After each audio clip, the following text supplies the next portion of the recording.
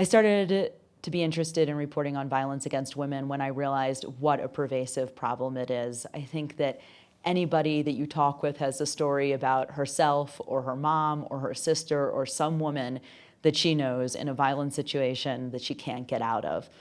I've lived in Bolivia for the past 11 years, and little by little, I think I came to realize that domestic violence is one of the kind of hidden problems in the country.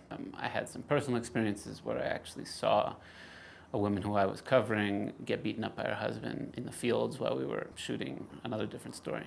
And to see that happen and to see her go back to the same husband definitely had a big impact on me. And as I've gone through the country, both in social circumstances and in work, you begin to realize that it's something that touches most families.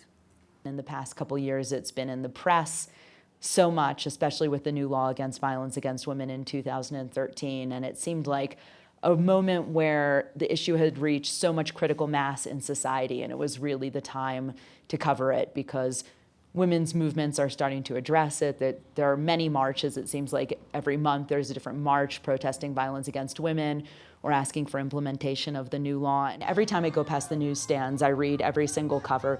There's so often a story about a woman being murdered or beaten, which is, on one hand, really horrible and horrifying that this is just a quotidian front page news story. But on the other hand, you can tell that the press are really focusing on making this an issue that society has to confront and engage with every single day.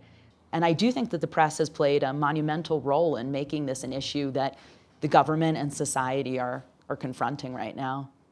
We focused a lot on what the women go through afterwards, how can they rebuild their lives, how can they get out of the circle, what resources are available to them, and also how much they end up suffering when they do denounce domestic violence, how hard it is to both come out publicly, first to denounce it, and then to get anything done about it. If you're going through the court system or with the police, all of that takes a tremendous amount of time and money. When you talk with people who have been through these horrible situations, you don't want to re-victimize them or take advantage of them or further traumatize them by asking them to relive something that's obviously one of the most difficult situations of their life.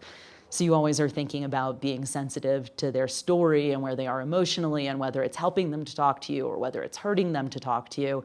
So you sort of always have to be looking at yourself and how you're affecting people as you ask them to share these experiences with you.